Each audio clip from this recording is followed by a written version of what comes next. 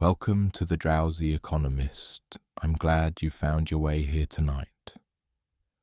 This is a space where we move through the deeper currents of economic thought, not with urgency, not with argument, but with the kind of slow, patient attention that asks nothing of you and expects nothing in return. Tonight, we'll be spending some time with a question that is older than economics itself. It is a question about wealth, not about how wealth is measured or how it is accumulated, but about what it means, what it has meant across centuries and civilizations to different people who thought carefully about it and arrived at very different answers. We are going to take our time. There is no hurry here. If you learn something along the way, that is a pleasant side effect. If you drift off somewhere in the middle and find yourself in a quiet, unremarkable sleep, that is equally fine. There is no wrong way to be here. And so, without any further introduction, let us begin. There is a room somewhere where you are listening to this. It may be a bedroom. It may be a living room with the lights turned low. It may be somewhere else entirely. A place you've settled into for the evening, with the particular arrangement of pillows or blankets or furniture that you've found, over time, to be comfortable enough. The details of the room don't matter very much. What matters is that you are in it, and that outside the room, the day has ended or is ending, and the particular business of whatever you were doing earlier has been set aside for now. The phone is charging, or it is face down on a surface nearby. The things that needed doing today, the errands, the emails, the small decisions that accumulate across any ordinary day, have either been done or have been deferred until tomorrow, which is the other way that things get done, by being postponed until a time when the energy to do them might be more available. Either way, the day's obligations have released you, at least for the moment, and you are here. Notice the room, not with any particular effort, but in the way you might notice a familiar space when you've just stopped moving through it. The walls are where they have always been. The ceiling is at its usual height. If there is a window, whatever is beyond it, a street, a yard, a view of other buildings, is doing whatever it does at this hour, which is mostly nothing. The world outside has quieted, or is in the process of quieting, and the room you are in has become, for the time being, the whole of your immediate concern. There is something in this moment that is worth noticing, though it is so ordinary that it almost never gets noticed. You have enough. Right now, in this room, in this particular arrangement of quiet and comfort, you are not in need of anything urgent. The temperature is acceptable. The surface beneath you is adequate. You have shelter and warmth and the simple animal satisfaction of being at rest after a period of activity. These are not dramatic comforts. They are not luxuries in any meaningful sense. They are simply the conditions of a body that has what it needs for the next several hours, and a mind that has, at least temporarily, stopped reaching for the next thing. This is such a common state that it barely registers. We pass through it every evening. This brief interval between the end of the day's effort and the beginning of sleep, and we rarely pause to observe what it actually contains. It contains sufficiency, not abundance necessarily, not the feeling of having more than enough, just the feeling of having enough, which is a different thing entirely, and which turns out to be surprisingly difficult to define once you start trying. Because what is enough? It is not a fixed quantity. You know this already. in the practical way that anyone knows it who has ever wanted something, obtained it, and then found that the wanting did not stop. It simply moved to the next thing. A person who has a comfortable apartment may begin to think about a house. A person who has a reliable car may begin to notice the features of a newer one. A person who has sufficient savings for the immediate future may begin to calculate what would be sufficient for a longer future, or a more uncertain one, or a future that includes possibilities that have not yet been decided upon. None of this is unreasonable. It is simply how the mind works when it is engaged with the question of what it needs. The answer keeps adjusting. The horizon keeps moving.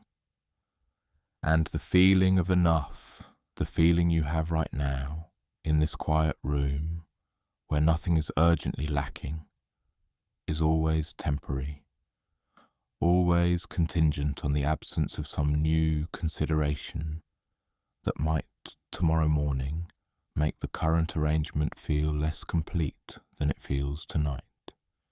This is not a complaint about human nature. It is just an observation. The distance between having enough and wanting more is not a distance that can be closed permanently, because it is not really a distance at all. It is a feature of the way people experience their own material lives, always in relation to something, always measured against some reference point that is itself subject to change. Let us stay with this for a moment. Think about the objects in the room around you, not all of them, just the ones that are closest. A lamp, perhaps, a glass of water, a book or a device or a blanket. Each of these objects arrived in your life through some chain of decisions and transactions that you may or may not remember clearly. The lamp was purchased at some point, or it was given to you, or it was already in the room when you moved in. It works. It provides light when you need light, and when you don't need light, it sits where it sits, being a lamp, which is all that has ever been asked of it. The glass of water is simpler still. Someone, probably you, filled it from a tap and carried it to where it is now. The water inside it came from a system of pipes and treatment facilities and reservoirs that extends far beyond the walls of this room, a system so reliable and so invisible that you almost certainly did not think about it when you turned the handle and watched the glass fill. The water was just there. It is always just there. These objects are wealth, in the most basic sense. They are things that serve a purpose, that meet a need, that make the immediate environment more livable than it would be without them. But no one, looking at a glass of water on a nightstand, would use the word wealth to describe it. The word feels too large for the object. It feels like it belongs to a different category of experience entirely, to bank accounts and investments and properties and the kinds of numbers that appear on financial statements, not to a glass of water that cost almost nothing and will be empty by morning. And yet the glass of water is doing exactly what wealth is supposed to do. It is providing for a need. It is sustaining comfort. It is sitting quietly in the background of your life, available when you want it, unremarkable when you don't. The disconnect between what wealth does and what we think wealth is. That is one of the oldest puzzles in economic thought. It is not a puzzle that anyone has solved exactly. It is more like a question that keeps getting asked in different ways, by different people, in different centuries, each of them noticing some version of the same gap between the ordinary experience of having what you need and the much larger, much more complicated idea of what it means to be wealthy. We will spend tonight moving through some of those different ways of asking the question, not quickly, not with any particular destination in mind, just slowly, the way you might walk through a museum after hours, when the rooms are empty and the lighting is low and there is no schedule to keep. Each room contains something worth looking at, and the looking is its own reward. And when you have looked long enough, you move on to the next room, not because you are finished, but because movement is what you do in a museum, even a quiet one. But before we enter any of those rooms, let us stay here a little longer. In this one, in the room where you are now, there is a particular quality to the end of a day that is worth noticing. The light has changed, or the light has been replaced by artificial light, which has its own character, warmer usually, and more contained. The sounds of the day have subsided. Traffic, if there was traffic, has thinned. Conversations, if there were conversations, have ended or moved to other rooms. What remains is a kind of residual quiet, not silence exactly, because there is almost always some sound, a hum or a settling or the faint movement of air through a vent, but a quietness that is close enough to silence that the difference doesn't matter much. In this quietness, the mind does a particular thing. It reviews, not formally, not with any structure, but in the loose and drifting way that minds review things when they are no longer being asked to focus. Images from the day surface and dissolve. A conversation replays briefly and then fades. A task that was completed is remembered and then forgotten. A task that was not completed is remembered, and then, if the evening is going well, also forgotten, or at least set aside with the understanding that tomorrow is available for it. This reviewing is a kind of sorting. The mind is deciding without being asked what to keep from the day and what to let go of. Most of it will be let go of. Most days do not contain events that are memorable in any lasting way. They contain routines, and routines are not meant to be remembered individually. They are meant to be performed and then released, making room for the next day's version of the same routines, which will also be performed and released in an ongoing cycle that is the basic rhythm of an ordinary life. And within that rhythm, there is the question of what all of it is for, not in an urgent way, not in the way that the question gets asked during a crisis, when the routines have broken down and the ordinary rhythm has been disrupted and the mind is searching, with some desperation, for a reason to continue doing what it has been doing. That is a different kind of asking. The asking that happens at the end of an ordinary day is gentler than that. It is more like a background hum, a low and persistent awareness that the routines exist within some larger frame, and that the frame itself has a shape, even if the shape is not always visible from inside the routines. What is the work for? What are the earnings for? What is the saving and the spending and the careful management of resources for?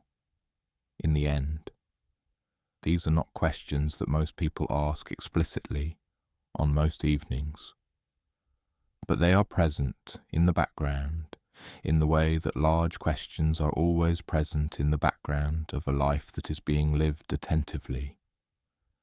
They do not demand answers. They simply persist, the way the hum of a refrigerator persists, noticeable when you listen for it, invisible when you don't. The earliest people who thought carefully about these questions were not economists. The word economist did not exist yet. They were philosophers, which is to say they were people who had the time and the inclination to sit with questions that did not have immediate practical answers and to see where those questions led. They lived in cities that were, by modern standards, very small. They walked through markets that sold olives and grain and pottery and cloth. They observed the daily transactions of people buying what they needed and selling what they had made. And they noticed, as anyone might notice given enough quiet attention, that something interesting was happening beneath the surface of all that buying and selling. The interesting thing was this: people seemed to want more than they needed. Not all people, and not all the time, but often enough, and consistently enough, that it was worth remarking upon. A farmer who had enough grain for his household, and enough to trade for the other things his household required, might still, given the opportunity, seek to acquire more grain than he needed, or more land to grow it on, or more of whatever currency was available to him in that time and place. The surplus, the amount beyond what was needed for the immediate sustenance of the household, had a kind of gravitational pull. It attracted effort. It attracted attention. It attracted the particular kind of energy that people bring to the acquisition of things they do not strictly require. Why? That question, simple, obvious, and enormously difficult to answer, is where the story of economic philosophy begins. Not in a textbook and not in a lecture hall, but in the quiet observation of ordinary behaviour in an ordinary market, on an ordinary afternoon, in a city where the light came in at a particular angle, and the air smelled of dust and olive oil, and the faintly metallic scent of coins changing hands. We will go there soon, but not yet. For now the room is quiet. The day is over. The glass of water is on the nightstand, and the lamp is doing what lamps do, and somewhere in the distance there may be the sound of something, a car, a bird, the settling of a building, that is too faint to identify and too constant to notice. You have enough. For tonight, you have enough. And that, it turns out, is where every serious conversation about wealth eventually begins. The city is Athens. Or rather, the city is something that will eventually become what we think of when we hear the word Athens. A place of marble and philosophy and the particular kind of sunlight that falls on dry stone in the eastern Mediterranean. But in the 4th century before the Common Era, it is also a city of ordinary activity, of commerce and dust and the smell of animals and the particular noise that a market makes when it is full of people who are there to buy and sell and argue over the quality of what is being offered. The agora, the open marketplace at the centre of the city, is not a grand commercial district in the way that modern people might imagine. It is a space. A large, open, roughly paved area surrounded by covered walkways and low buildings where merchants set up their goods in the morning and take them down in the evening. There are potters selling vessels of various sizes. There are men with baskets of figs and olives and dried fish. There are leather workers and sandal makers and people selling wool that has been dyed in colours that come from plants and minerals, and the crushed bodies of certain insects. The air is warm. The voices overlap. Coins, small, irregularly shaped pieces of silver, pass from hand to hand across wooden tables and stone counters. A man walks through this market. He is not young. He walks with the unhurried pace of someone who has been through this market many times before and is not looking for anything in particular. He is observing, watching the transactions, noticing who is buying and who is selling and what is being exchanged, and perhaps more importantly, noticing the expressions on the faces of the people doing the exchanging. The satisfaction, the hesitation, the quick calculation that happens behind the eyes when a price is named, and the buyer decides whether the price is acceptable. This man is a philosopher. His name is Aristotle. And the market for him is not primarily a place to acquire things. It is a place to think about what acquiring things means. Aristotle was born in a town called Stagira, in the north of Greece, around the year 384 before the Common Era. His father was a physician, a man who worked with the body, with its ailments and its remedies, with the practical business of keeping people alive.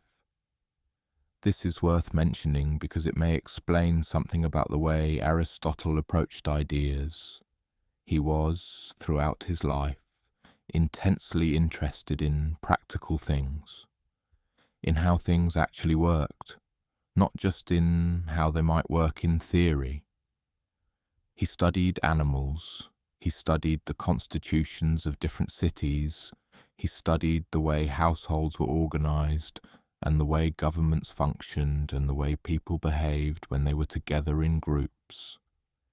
He was, in a sense, a cataloguer of the real, a person who believed that understanding came from looking carefully at what was actually happening rather than from imagining what ought to happen.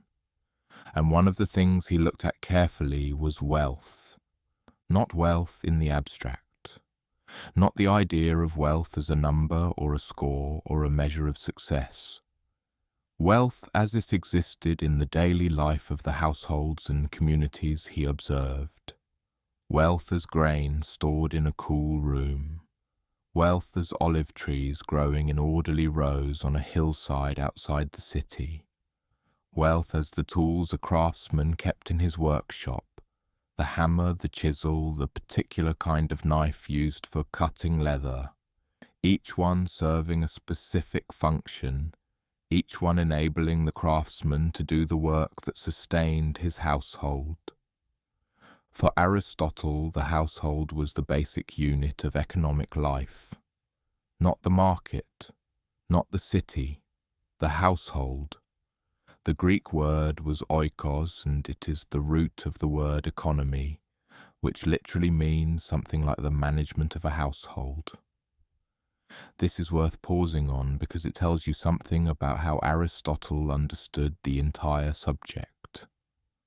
Economy, in his framework, was not about growth or accumulation or the expansion of markets. It was about management, about maintaining a household, a family, a home, a small collection of people and resources in a condition that allowed everyone in it to live well, living well. That phrase carried a great deal of weight in Aristotle's thinking, and it meant something quite specific. It did not mean living comfortably, though comfort was not excluded. It did not mean living pleasurably, though pleasure had its place. Living well, the Greek word was eudaimonia, which is sometimes translated as happiness, but is really closer to something like human flourishing, meant living in a way that allowed a person to develop and exercise the qualities that made a human life distinctly human.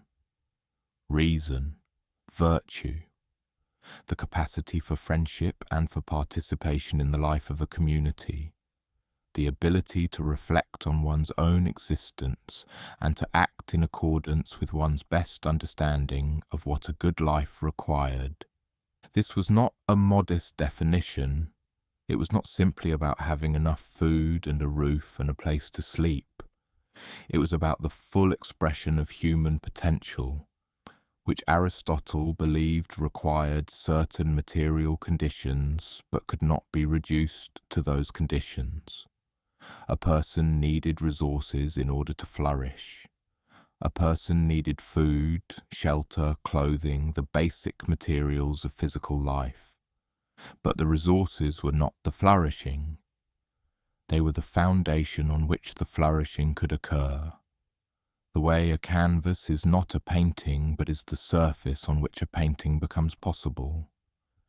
And this distinction between wealth as a foundation and wealth as a goal was, for Aristotle, absolutely central. He drew a line. On one side of the line was what he called natural acquisition. This was the activity of obtaining what the household needed in order to function. Growing food, raising animals, trading surplus grain for tools or cloth or the other things that a household could not produce for itself. This kind of acquisition had a natural limit, a point at which the household had what it needed, and further acquisition was unnecessary. The farmer who had enough grain for his family and enough surplus to trade for what his family lacked had reached that limit. He could stop acquiring. He could turn his attention to other things, to the education of his children, to the governance of his community, to the cultivation of the virtues that made a life worth living. On the other side of the line was what Aristotle called unnatural acquisition. This was the activity of acquiring wealth for its own sake, not to meet a need, but to accumulate, to expand, to have more simply for the sake of having more. The most visible form of this in Aristotle's world was what he called retail trade, the buying and selling of goods not for use but for profit. A man who bought a quantity of grain not because his household needed it, but because he intended to sell it later at a higher price was, in Aristotle's view, engaged in something fundamentally different from the farmer who grew grain to feed his family. The trader was pursuing a kind of wealth that had no natural limit. There was no point at which he had enough profit, because profit, unlike grain, was not tied to a physical need. You could always want more of it. There was no ceiling. This is not a difficult idea to grasp. It is, in fact, the same observation we made earlier, the observation that the feeling of enough keeps moving, that the horizon of want keeps receding as you approach it. Aristotle was simply the first person, or one of the first, to describe this observation in a systematic way and to draw from it a distinction that he considered fundamental to the question of how a life should be organized. Let us return to the market for a moment. The potter who sells his vessels in the agora is, in Aristotle's framework, engaged in natural acquisition, at least to a point. He makes things. The things he makes serve a purpose. People buy them because they need vessels to store oil or water or wine. The potter's skill is a productive skill, tied to the creation of something useful, and the income he derives from it supports his household. When he has sold enough vessels to meet his household's needs, he has reached the natural limit of his economic activity. He can go home, he can sit with his family, he can participate in the life of the city. He can, in the language Aristotle would use, turn his attention toward the good life, toward the things that matter beyond survival. But the merchant who buys the potter's vessels in bulk, not to use them but to transport them to another city and sell them at a higher price, is engaged in something else. He is not producing anything. He is not creating anything useful. He is inserting himself into the space between the maker and the user and extracting value from that space. His activity has no natural limit because the profit he seeks is not tied to any physical need. He could always buy more vessels, transport them further, sell them at a greater margin. The numbers could always be larger. The activity could always continue. Aristotle did not approve of this. He was quite clear about it. He considered the unlimited pursuit of wealth to be a kind of confusion, a mistaking of means for ends. Wealth, in his view, was a means to the good life. It was not the good life itself. A person who spent his entire existence pursuing wealth was like a person who spent his entire existence sharpening a knife without ever cutting anything with it. The tool had become the purpose, and the purpose had been lost. But notice how carefully he grounded this distinction. He did not make it from a position of pure abstraction. He made it by watching people in markets, by observing the potter and the merchant, by thinking about what a household actually needed and how much was required to provide it. The philosophy was built on observation, not on theory imposed from above. This is one of the things that makes Aristotle's thinking on wealth interesting even now, more than 2,000 years after he articulated it. He was not trying to build a system. He was trying to describe what he saw. And what he saw was a tension, a quiet, persistent, unresolvable tension between the natural human need for material sufficiency and the equally natural human tendency to pursue material accumulation beyond the point of sufficiency. The olive trees on the hillside outside Athens produce their fruit in season. The harvest comes when it comes. The oil is pressed and stored in ceramic vessels, perhaps the very vessels the potter sold in the agora, and the oil sustains the household through the months when it is needed. There is a rhythm to this, a seasonal logic. The earth provides and the household manages what is provided, and the management is itself a kind of skill, a quiet, unglamorous skill that involves planning and patience and the ability to make do with what is available rather than constantly reaching for what is not. Aristotle saw in this rhythm a model for how economic life ought to work, not as a prescription, he was too careful an observer for that, but as a description of what healthy economic life looked like when it was functioning as it should.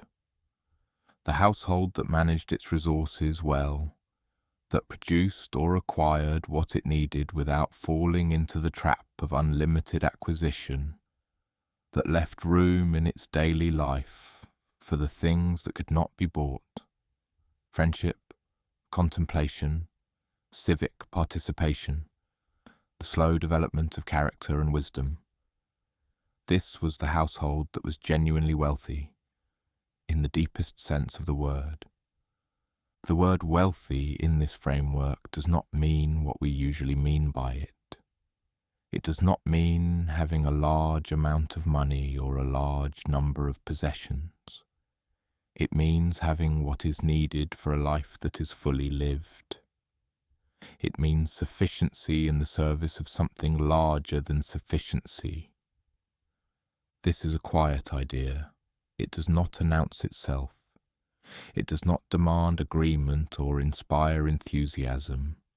It simply sits there in the writings of a man who walked through a market more than 2,000 years ago, observing the same basic human behaviors that are observable in any market today: the buying, the selling, the wanting, the getting, the brief satisfaction and the returning want, and who asked, with the patient curiosity of someone who genuinely wanted to understand, what all of it was for. The sun in Athens in the late afternoon comes in low and warm across the agora. The merchants are beginning to pack their goods. The potters are wrapping unsold vessels in cloth and stacking them for the walk home.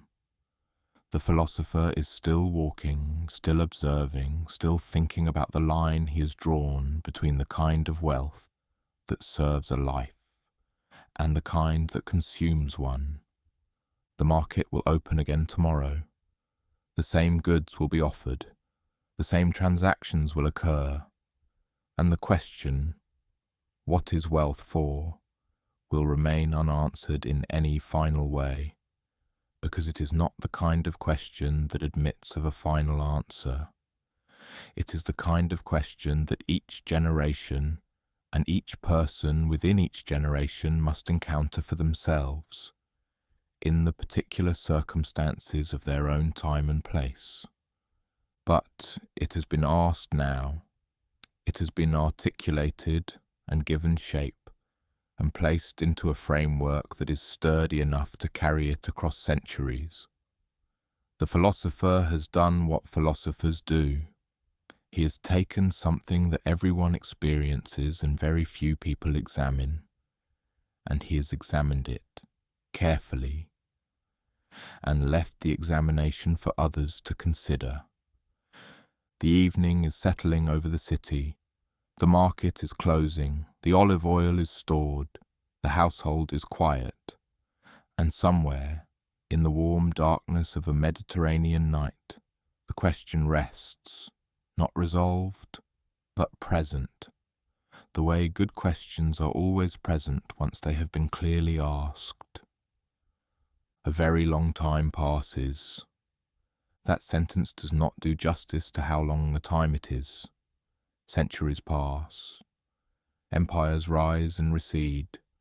The Roman world expands across the Mediterranean, and then, over the course of several hundred years, contracts and fragments and is gradually replaced by other arrangements. Kingdoms, duchies, feudal estates, monasteries that preserve old books in stone rooms, while the political landscape outside their walls rearranges itself again and again.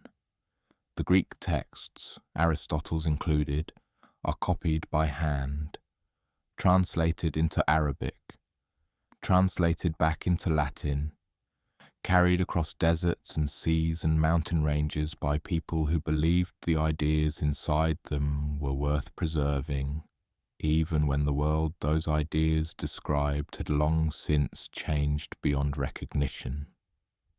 Throughout all of this, people continue to buy and sell. Markets continue to operate. The basic transactions of economic life, grain for coin, labour for shelter, skill for payment, continue in forms that Aristotle would have recognised, even if the settings and the currencies and the specific goods involved are different. The question he asked about wealth does not disappear during these centuries. It simply goes underground, absorbed into religious thought, into moral theology, into the long and complicated conversation that medieval thinkers conducted about the proper relationship between earthly goods and spiritual life. We do not need to follow that conversation in detail tonight. It is enough to know that the question persisted, that people continued to think about what wealth meant and what it was for, even as the framework within which they thought about it changed considerably. The language changed. The authorities cited changed. The answers offered changed. But the underlying tension between sufficiency and accumulation, between wealth as a tool and wealth as a pursuit, remained recognizable across the centuries, because it was rooted in something that did not change. The basic human experience of wanting, having, and wondering whether having was the same as living well. And then, after a very long time, the conversation surfaced again in a form that would prove enormously influential. It surfaced in Scotland in the 18th century, in the person of a man who is remembered today primarily as an economist, but who understood himself, first and foremost, as a moral philosopher. His name was Adam Smith. The Scotland of Adam Smith's time was not the Scotland of tourist photographs, not yet a place of romantic landscapes and ancient castles preserved for visitors. It was a country in the process of transformation. The cities were growing. Edinburgh, where Smith spent significant periods of his life, was a city of narrow streets and tall stone buildings crowded together on a ridge above a valley. The older parts of the city, dense and close and smelling of coal smoke, and the particular dampness of stone that has been rained on for centuries.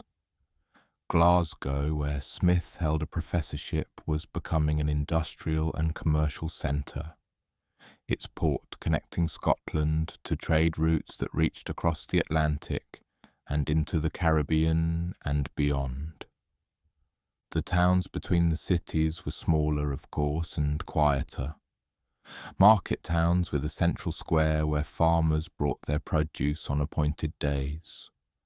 Towns with a church, an inn, a few shops, a blacksmith, perhaps a small school.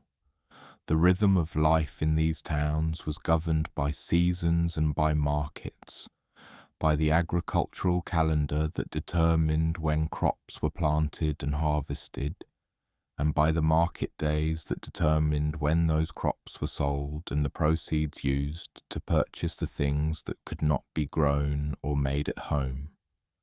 Smith observed these towns. He observed the markets. He observed the people in them, the farmers, the merchants, the tradesmen, the customers, with the same kind of careful, patient attention that Aristotle had brought to the Agora 2,000 years earlier. And like Aristotle, he was interested not just in the mechanics of exchange, but in the human behaviour that lay beneath it. But Smith's question was different from Aristotle's, or rather it was the same question approached from a different angle. Where Aristotle had asked what wealth was for, Smith asked something more specific. How do people behave in the pursuit of wealth, and what regulates that behaviour? What prevents the pursuit of self-interest from tearing a community apart? What holds a market town together when every person in it is, to some degree, looking out for themselves? This is the question that animates Smith's first major work. Not The Wealth of Nations, which came later and which most people associate with his name, but an earlier book called The Theory of Moral Sentiments, published in 1759. It is a book about morality, not economics, or more precisely, it is a book about the moral foundations on which economic behaviour rests, the invisible architecture of feeling and judgment and social awareness that makes it possible for self-interested individuals to live together in something resembling harmony.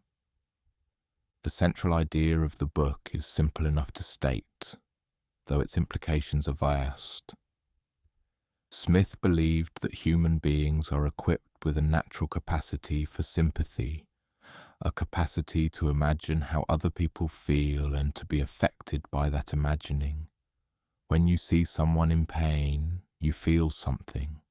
Not the same pain, not with the same intensity, but something.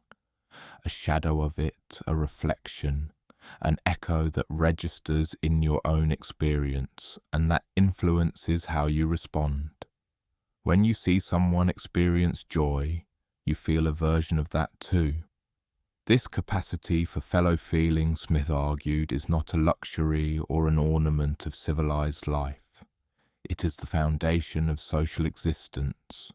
It is what makes it possible for people to coordinate their behaviour, to trust one another, to engage in the kinds of cooperative activity, including economic activity, that sustain a community.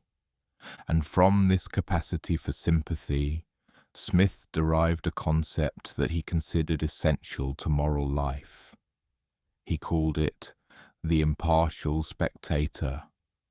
The impartial spectator is not a real person. It is an idea, a mental figure, an imagined observer who watches your behavior from a position of detachment and fairness. When you are deciding how to act, Smith suggested, you do not simply consult your own desires. You also, whether you are aware of it or not, consult this internal observer. This version of yourself that is capable of stepping back from your immediate wants and asking whether your behavior would seem reasonable to someone who had no personal stake in the outcome. Would a fair-minded stranger, watching you from across the room, approve of what you were doing? Would they find your conduct appropriate, proportionate, worthy of the kind of person you believe yourself to be? This is not a dramatic process. It is not something that happens in moments of crisis, or only in situations of obvious moral weight. It happens constantly, in the small and ordinary interactions that make up the texture of a day.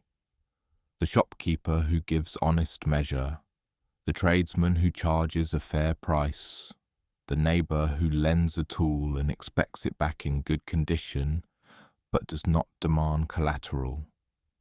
Each of these people is, in Smith's framework, guided not only by self-interest, but by the quiet, persistent awareness of how their behaviour appears to others and to the internal observer that represents the judgment of others.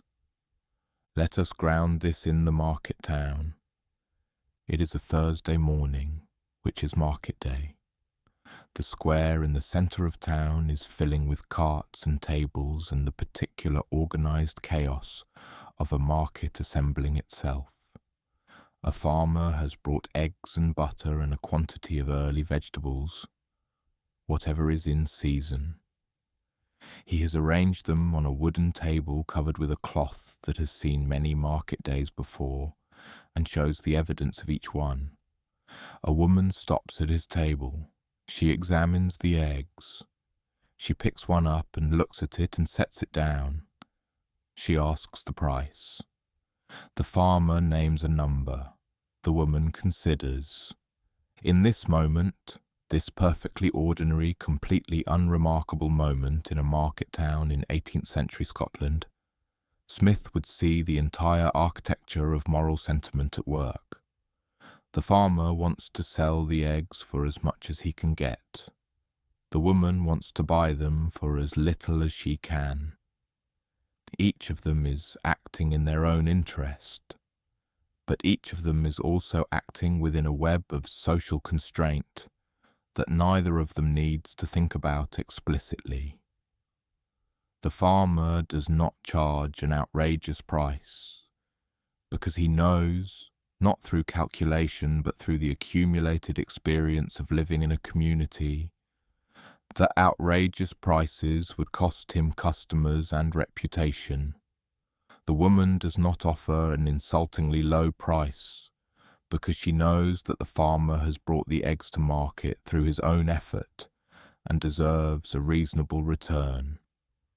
The negotiation, if you can call it that, happens within a narrow band of acceptable outcomes, and the band is held in place not by law or regulation, but by the shared understanding of what is fair.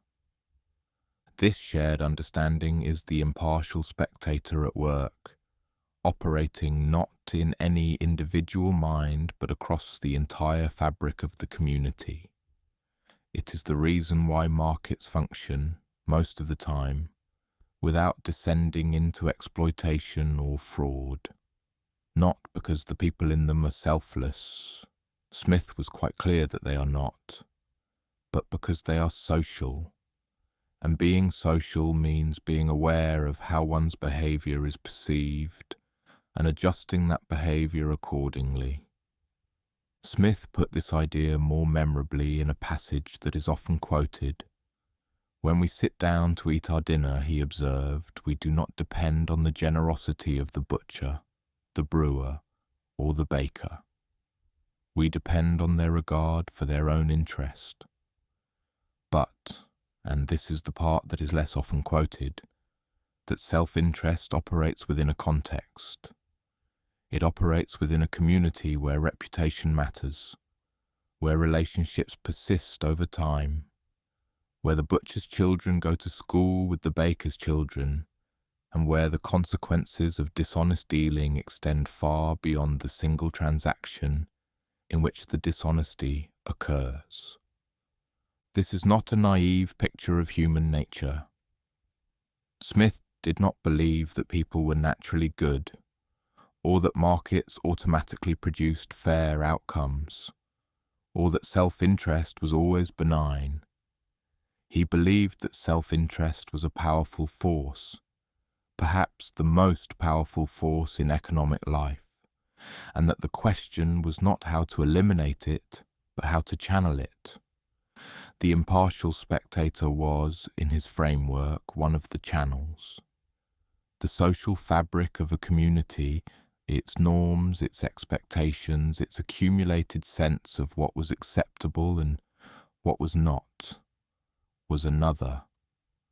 Together, these forces created a space in which self-interest could operate productively, generating the exchanges and the specialization and the division of labor that made everyone in the community better off than they would have been in isolation.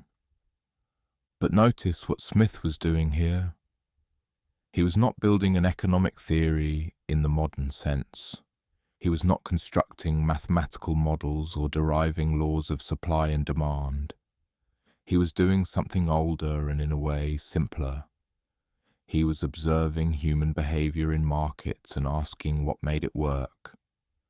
His method was not so different from Aristotle's. He watched people. He thought about what he saw. He tried to describe the invisible forces, moral forces, social forces, psychological forces that shaped the visible activity of buying and selling. And his answer at its core was that economics was not a separate domain of human activity. It was not a world apart from morality or from community, or from the complex web of feelings and judgments that govern how people treat one another. Economics was embedded in all of those things. It grew out of them. It depended on them. The market was not a machine that operated according to its own impersonal logic. It was a human institution, shaped by human nature, and it functioned well only to the extent that the moral and social foundations beneath it were sound. The evening in the market town arrives the way evenings arrive in Scotland.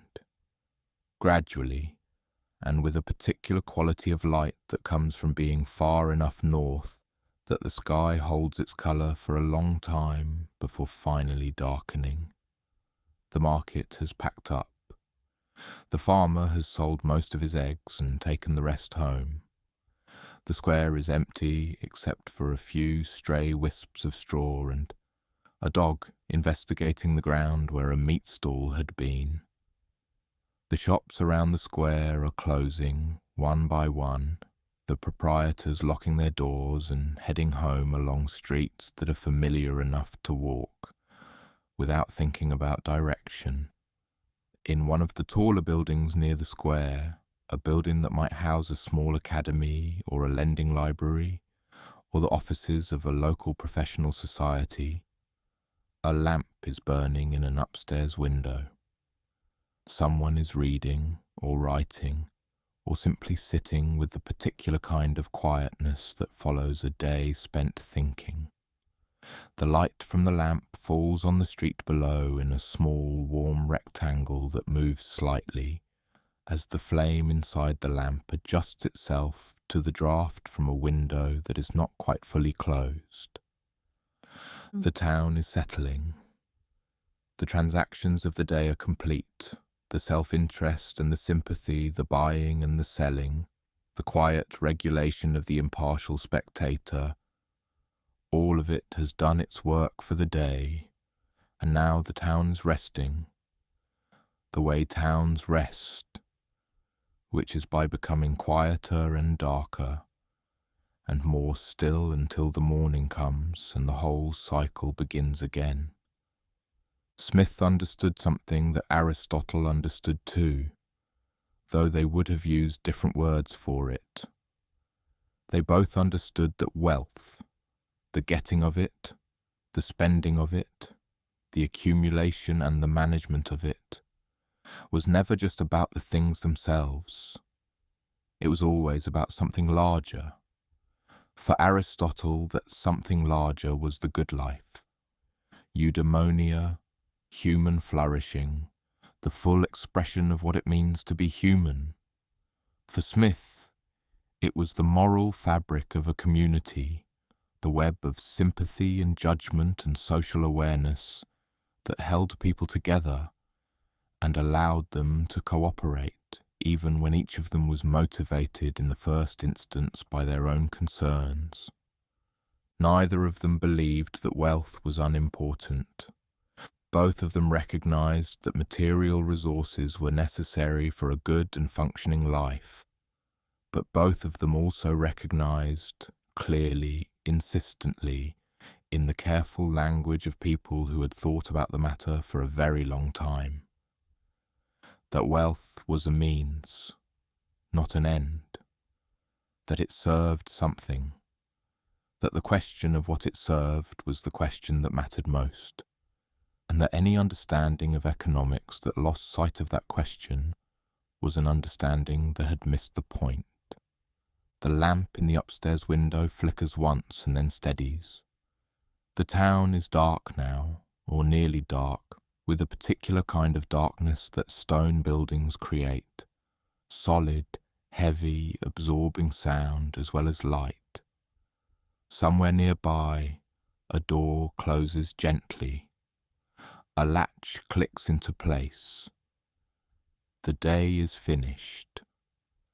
And the question, what is wealth for, has been asked again in a new century by a new voice, and the answer has shifted slightly. Not contradicted, not replaced, just shifted, the way a shadow shifts when the light source moves. The same shape, seen from a different angle, revealing contours that were not visible before. Something changed in the 19th century. It did not change all at once. Large shifts in the way people think about fundamental questions almost never happen all at once. They happen gradually, across decades, in the accumulated work of many different people in many different places, each of them contributing a piece to a picture that only becomes visible in retrospect, when someone steps back far enough to see the whole of it. But looking back from a sufficient distance, the shift is clear. The way people thought about value, about what things were worth and why, changed fundamentally during the course of the 1800s, and the change had consequences that are still with us. To understand what changed, it helps to start with a simple object: a loaf of bread. A loaf of bread in any century has a certain usefulness. It feeds a person. It satisfies hunger. It sustains the body through the hours between one meal and the next. This usefulness is real, and it is, in a sense, the most basic thing that can be said about the bread's value. It is valuable because it is useful, because it does something that a person needs done. For most of the history of economic thought, this was more or less where the conversation about value began and ended. Things were valuable because they served a purpose. Bread was valuable because it fed people. Shelter was valuable because it protected them. Tools were valuable because they enabled work. The value of a thing was tied to its function, to what it did, to the role it played in sustaining and supporting human life. This was Aristotle's view, broadly speaking, and it persisted in various forms for a very long time. But there was a problem with this view, and the problem had been noticed as early as the 17th century, though it took another 200 years for anyone to resolve it satisfactorily. The problem was water and diamonds. Water is enormously useful. It is essential to life. Without it, a person dies within days. And yet water, in most times and places, is inexpensive. It is available in rivers and wells and rain barrels, and in the modern world through pipes that deliver it directly into homes for a cost so small that most people do not think about it. Diamonds, on the other hand, are almost entirely useless. They are pretty. They are hard. They can cut glass. But they do not feed anyone or shelter anyone or enable any essential human activity. They sit in jewellery boxes or on fingers, looking the way diamonds look, and contributing very little to the material well-being of the people who possess them. And yet, diamonds are enormously expensive. They command prices that would buy vast quantities of water, enough water to sustain a person for years, for decades, for a lifetime. How is this possible? If value is determined by usefulness, then water should be worth more than diamonds, vastly more. And yet the opposite is true. The market, the actual functioning market where real prices are set by real transactions, values the useless thing more highly than the essential thing.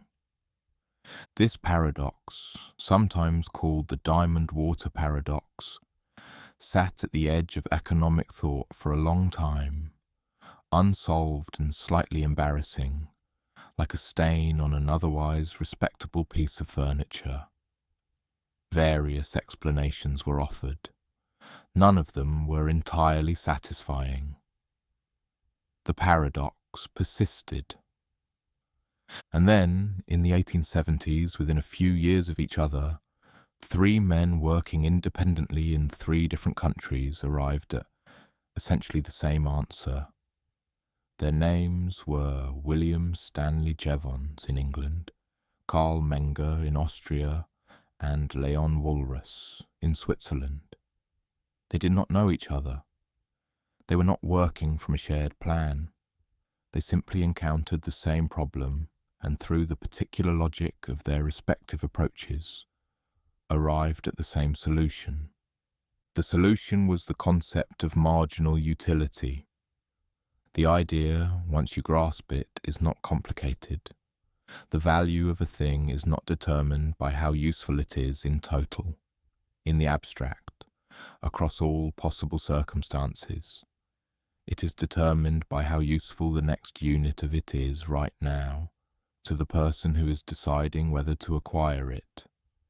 Consider the bread again. A person who has eaten nothing all day and is presented with a loaf of bread will value that bread enormously.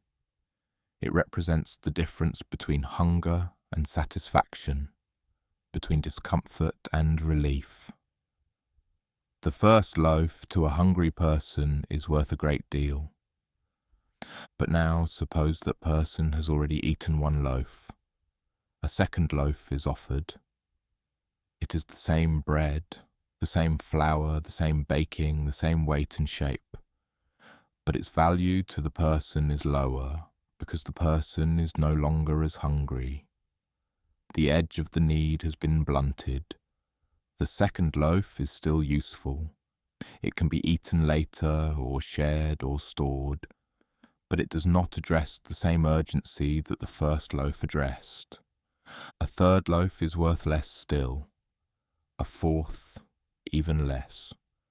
By the time you reach the 10th loaf or the 20th, the additional bread has almost no value at all to a person who already has more bread than they can eat.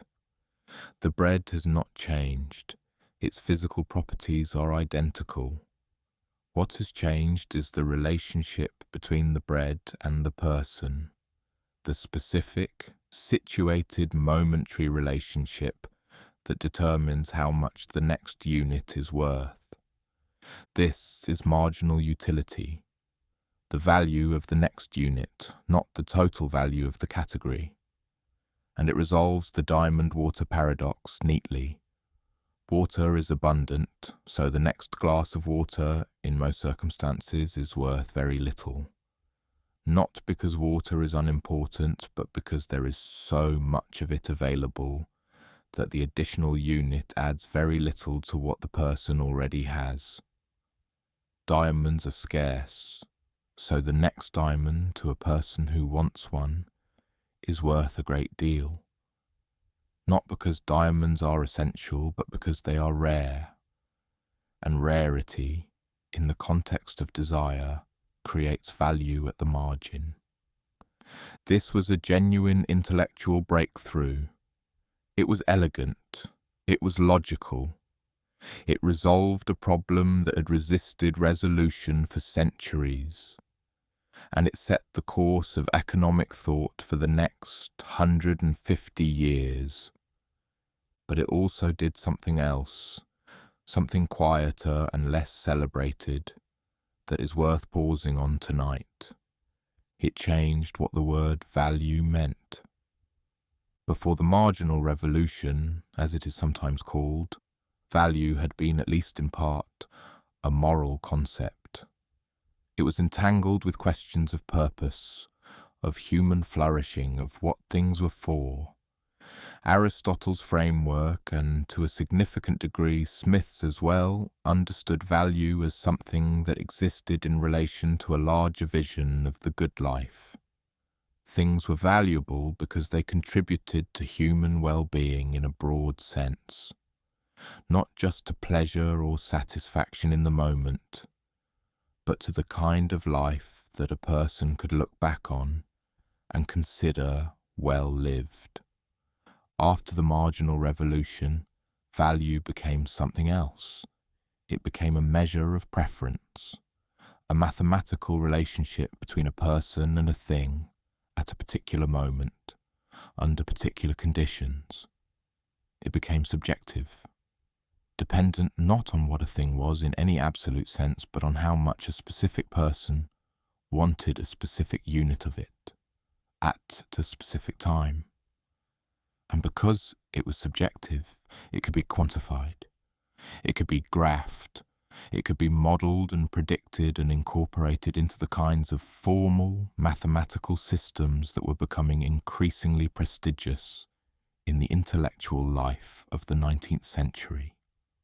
Economics, in the decades following the marginal revolution, began to look less like philosophy and more like engineering.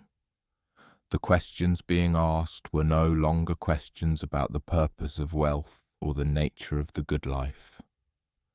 They were questions about optimization, about how individuals and firms and markets could allocate scarce resources in the most efficient way possible. The language changed. The tools changed. The entire orientation of the discipline shifted, from the moral observation of Smith and Aristotle to the mathematical precision of supply curves and demand curves and equilibrium points and utility functions. None of this was wrong exactly. The mathematics worked. The models described real phenomena. The predictions they generated were often accurate enough to be useful. But something had been left behind in the transition. The question that Aristotle asked in the Agora, "What is wealth for?" had been quietly replaced by a different question. How much wealth does a person want? The first question was a question about meaning. The second was a question about measurement. And the distance between meaning and measurement, it turned out, was considerable.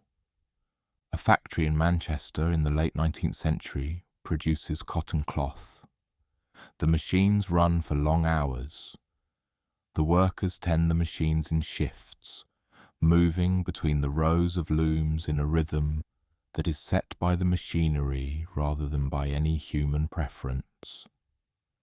The cloth that comes off the looms is measured in yards, priced per unit shipped in bales to warehouses and distributors, and eventually to shops where it is purchased by people who need cloth for clothing, for curtains, for the ordinary textile needs of an ordinary household.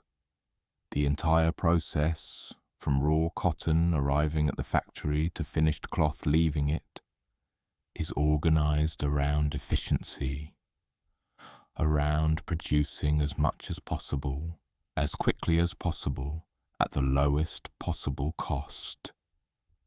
The factory owner thinks about his business in terms of numbers, revenue, costs, profit, output. These numbers are the language in which his enterprise speaks to him, and they are the language in which he makes his decisions. Should he acquire another loom? The answer depends on whether the additional output will generate enough additional revenue to justify the cost. Should he extend the working hours? The answer depends on whether the additional production will be worth the additional wages. Every decision is a calculation, and every calculation is an exercise in the logic of the margin, the logic of the next unit, the next increment, the next small addition to the total. This is the world that the marginal revolution helped to create, a world in which economic questions are answered with numbers, and numbers are generated by systems, and systems are evaluated by their efficiency. It is a world of extraordinary productive power. The factories of the 19th century and the industries that grew from them in the 20th produced material abundance on a scale that Aristotle could not have imagined, and that Smith, for all his insight into the workings of markets, did not foresee. But the question that hovers over all of this abundance, quietly, persistently, in the way that important questions hover, is the old question, the one that has been with us since the beginning of this evening's narration. Is more the same as better? Does the accumulation of goods, the increase of output, the expansion of what is available for purchase and consumption, does all of this add up to the kind of life that a person, looking back from the end of it, would consider well lived? The 19th century economists did not ask this question, for the most part. It was not their question. Their question was about mechanics, about how markets worked, how prices were set, how resources were allocated. These were important questions, and the answers they provided were genuinely useful. But they were answers to a different question than the one Aristotle and Smith had been asking, and the difference mattered, even if it was not always visible from inside the discipline itself. The night deepens. The factory in Manchester is quiet now. The machines stopped, the workers gone home to their small houses in the surrounding streets, the building dark except for a lamp in the watchman's window. The cloth that was produced today is stacked in a warehouse, waiting to be shipped. The numbers that describe today's output are recorded in a ledger on the factory owner's desk. Tomorrow, the machines will start again, and new cloth will be produced, and new numbers will be recorded, and the process will continue as it has continued for years, with the steady, unvarying rhythm of a system that has been optimized to do one thing very well. Somewhere, in the quiet of the evening, the old question persists. Not in the ledger, not in the production figures, not in the supply curves or the demand curves or the elegant mathematics of marginal analysis. It persists in the space between what the numbers measure and what a person actually experiences when they come home at the end of a day and sit in a chair and wonder, without quite forming the thought into words, whether the day was worth the effort it required, The numbers do not answer that question. They were never designed to. And so we arrive, gradually and without hurry, at the present, or something close to it. The world that the marginal revolution helped to build, a world of extraordinary material abundance, in which more goods are available to more people than at any previous point in human history. A world in which the question of value has been answered definitively and repeatedly, in mathematical terms, in prices, in GDP figures, in the elaborate statistical apparatus that modern economies use to measure their own performance. And yet the old question persists.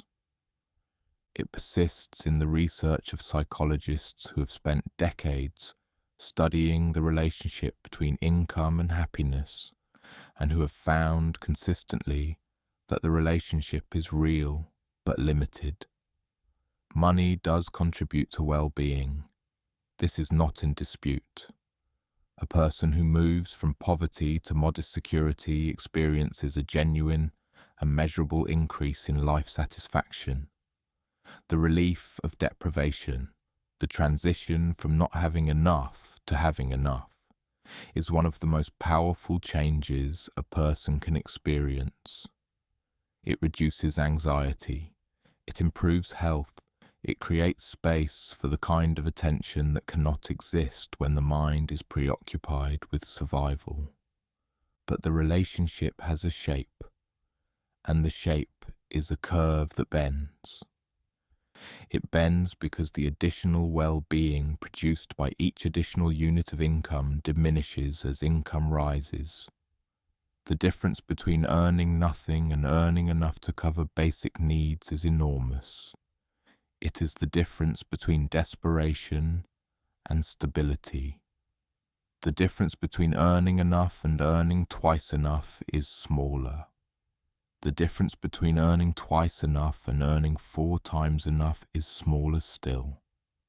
At some point, and the researchers have tried to identify that point, though it varies by context and by how the question is framed, additional income produces almost no additional happiness at all. The curve flattens.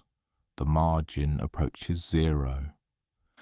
This is marginal utility applied not to bread or diamonds, but to the thing that buys bread and diamonds. And the conclusion it points toward is one that Aristotle, walking through his market in Athens, would have recognized immediately. There is a natural limit to the usefulness of wealth. Beyond that limit, more is simply more. It is not better. It is not worse. It is just additional, an increment that registers on a balance sheet, but not in the lived experience of the person whose balance sheet it is. Think about a weekday evening, an ordinary one. The work is done, whatever the work consists of, and the commute, if there was a commute, is over, and the person is home. Home might be an apartment or a house or a room in a building shared with others. The specific form does not matter. What matters is that the person is there, in a space that is theirs, and the hours between now and sleep are the hours that belong to them in a way that the working hours did not. What fills those hours? Sometimes it is a meal, prepared or ordered or reheated, eaten at a table or on a couch or standing in a kitchen with a fork in one hand and a phone in the other. Sometimes it is a conversation with someone who is also home, about the day, about a plan, about nothing in particular. Sometimes it is the quiet activity of a person alone, reading, watching something on a screen, scrolling through a device with the particular absent attention that scrolling invites, or simply sitting, letting the accumulated tension of the day dissipate in the way that tension dissipates when it is not being fed by new demands. These hours are not usually described in economic terms. No one calculates their marginal utility. No one graphs the relationship between the number of evening hours available and the satisfaction derived from each one. And yet these hours are, in a real sense, the hours for which all the other hours exist. The working hours produce the income that sustains the household. The commuting hours deliver the person to and from the place where the income is earned. The administrative hours, the paying of bills, the filing of forms, the management of the small logistical requirements of modern life, keep the machinery of the household running. All of these hours serve the hours that remain after they are done. The evening hours, the weekend hours, the hours that are, to whatever degree, free. And what determines the quality of those hours is not, beyond a certain threshold, the amount of money the person earns. It is something else. It is the quality of the attention the person brings to them.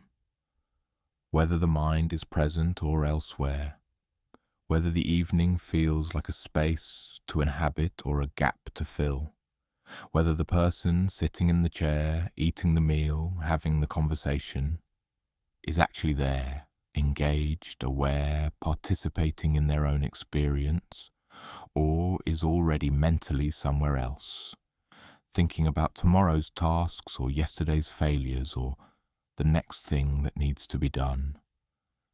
This is not an economic observation exactly. It is a human one.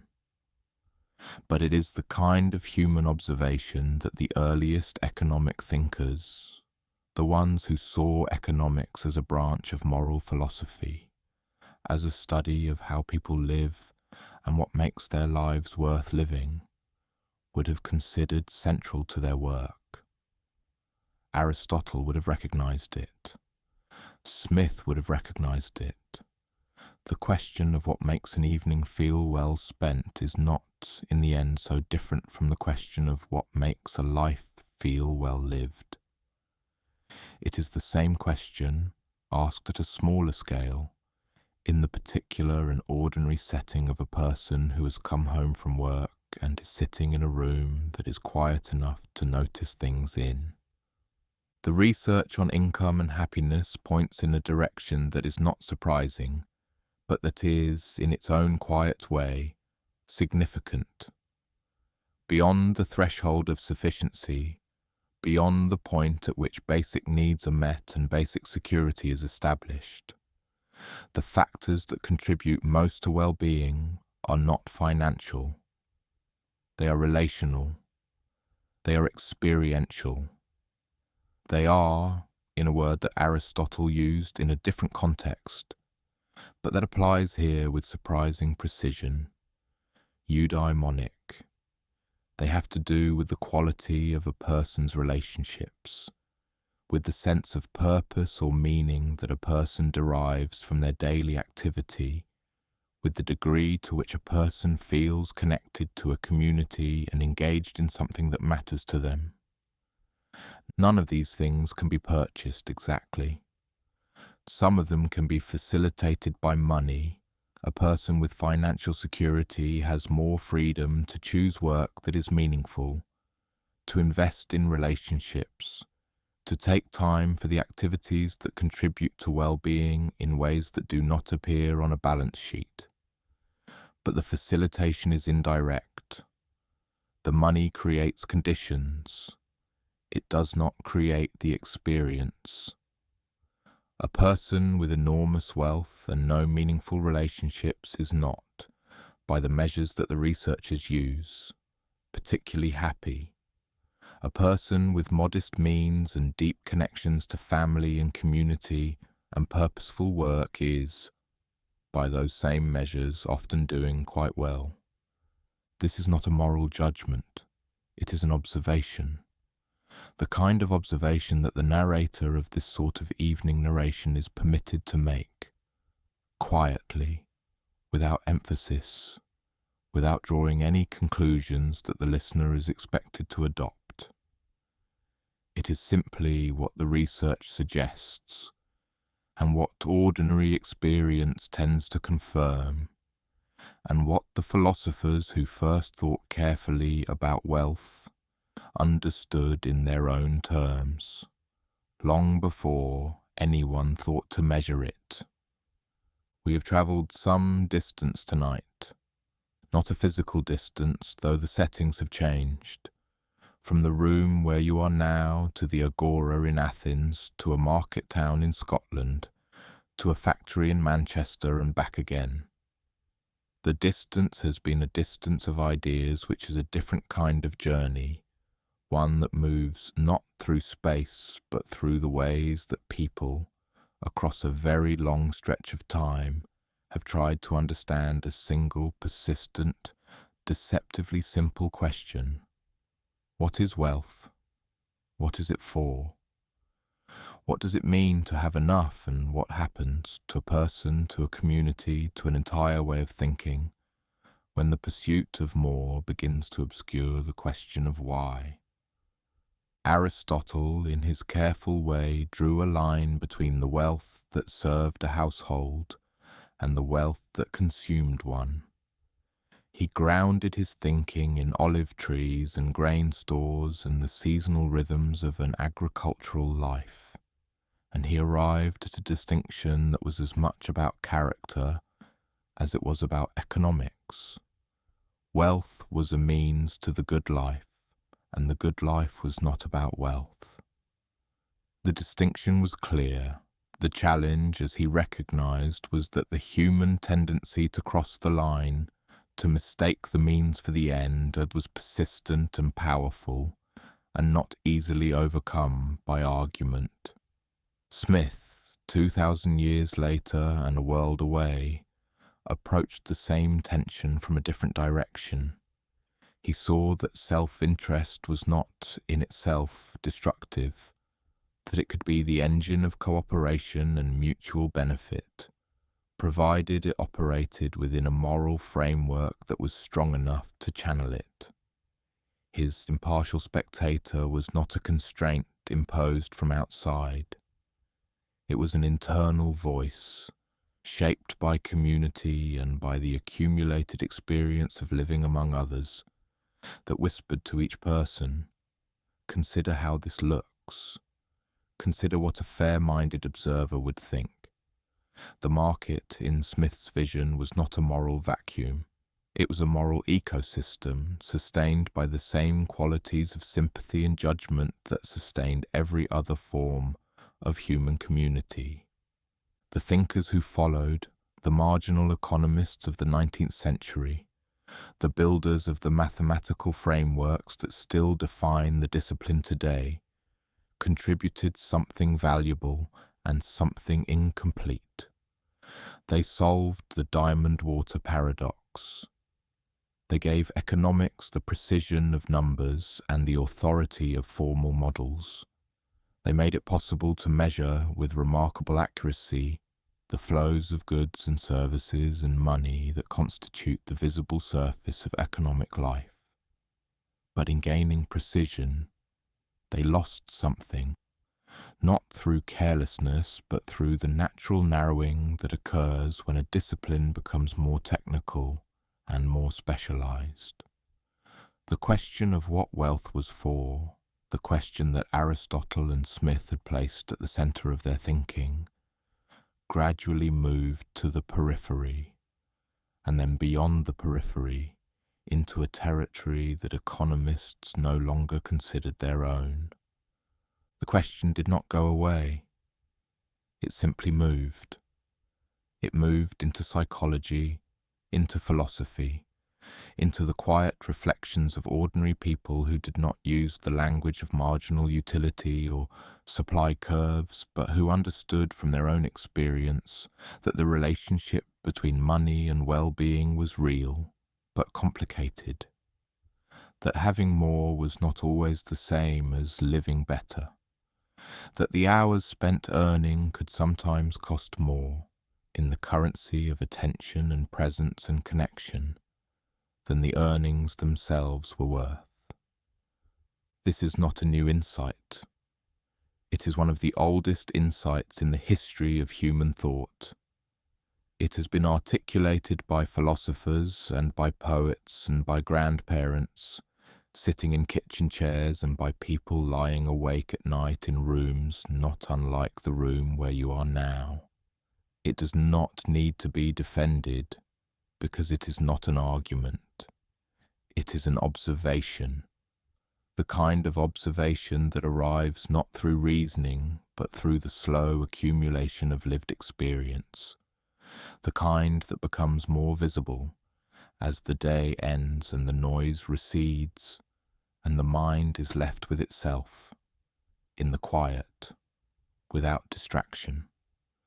The world will continue to produce more. The factories and the systems and the networks of exchange that have been built over centuries will continue to expand, to generate, to deliver goods and services and experiences to an ever-growing number of people. The numbers that measure this production will continue to grow. GDP rising, output increasing, the graphs climbing upward in the steady, relentless trajectory that has characterized modern economic life for generations. This expansion is neither good nor bad in itself. It is simply what economies do when the conditions for growth are present. They grow. The way rivers flow towards the sea, not because they have decided to, but because the landscape is shaped in a way that makes flowing the path of least resistance. And alongside that growth, the old question will persist. It will persist because it is not a question about economies. It is a question about people, about the particular, irreducible experience of being a person who lives for a finite number of years, in a finite number of rooms, with a finite amount of attention and energy and time, and who must decide, whether consciously or not, what to do with those finite resources. The economy offers answers to this question in the form of goods and services and opportunities, and the particular kind of freedom that comes with financial security. But the economy's answers are always partial, because the question is larger than any economy can contain. Aristotle knew this, sitting in the shade of a colonnade in a city that no longer exists in the form he knew it. Smith knew it, writing by lamplight in a stone building in a country that was just beginning to feel the first tremors of industrial transformation. The researchers who study happiness and income know it, in the careful, qualified language of their findings. And you know it too, in whatever form the knowledge takes in your own experience, which may not be a form that has words attached to it, which may simply be the quiet awareness that arrives at the end of a day, when the work is done and the evening is yours, and the question of what to do with it is, for a few hours at least, entirely your own. The room is still here, the walls, the ceiling, the window with whatever is beyond it. The glass of water on the nightstand, if it is still there, is the same glass of water it was at the beginning of this narration. A little less full perhaps, but still present, still doing the simple and unremarkable work of being available when it is needed. The lamp is doing what lamps do. The blanket is doing what blankets do. The quiet of the room is the same quiet it was an hour and a half ago, before we began this slow walk through the history of an idea. Nothing in the room has changed. The room does not know about Aristotle or Adam Smith or marginal utility or the diamond water paradox.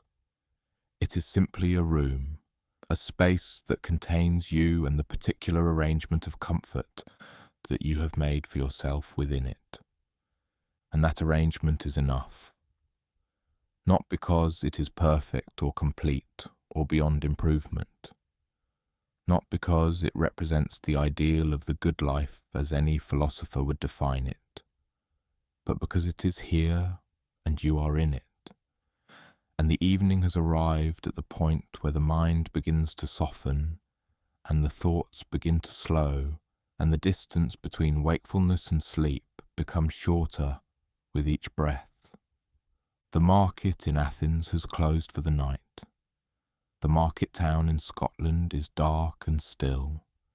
The factory in Manchester has gone silent, its machines cooling in the unlit building, its workers asleep and in their houses on the surrounding streets. The centuries that separate these places are vast, and the ideas that emerged from them are varied and sometimes contradictory, and the question they all tried to answer remains, as it has always remained, open. What is wealth? What is it for? What does it mean to have enough? The questions do not need answers tonight. They have waited this long. They can wait a little longer. They can wait until the morning, if morning is when you feel like returning to them. Or they can simply rest, as you are resting now, in the particular and unremarkable stillness of a room at the end of the day. This has been The Drowsy Economist. Quiet ideas, slow histories, the patient observation of how humans have understood wealth and value across the long, unhurried arc of time. If you found something worthwhile in this gentle exploration, whether for thought or for sleep, please consider subscribing to the channel and leaving a like. It helps others find this quiet corner of the internet. And if there are other questions about economics, about history, about the structures that shape the world we live in, that you would like explored in this format, the comments are always open. Somewhere, in a room not so different from yours, a lamp is being turned off. The book on the nightstand is being set aside. The glass of water is within reach. The thoughts that were active an hour ago have gentled into something softer, something that does not insist on being followed to a conclusion. The ceiling is where it has always been. The walls are steady. The quiet is doing its work, which is the work of letting everything else stop. Thank you for spending this time here. Whether you are still with me or have long since drifted off, I hope you found the rest you came for. Sweet dreams and good night.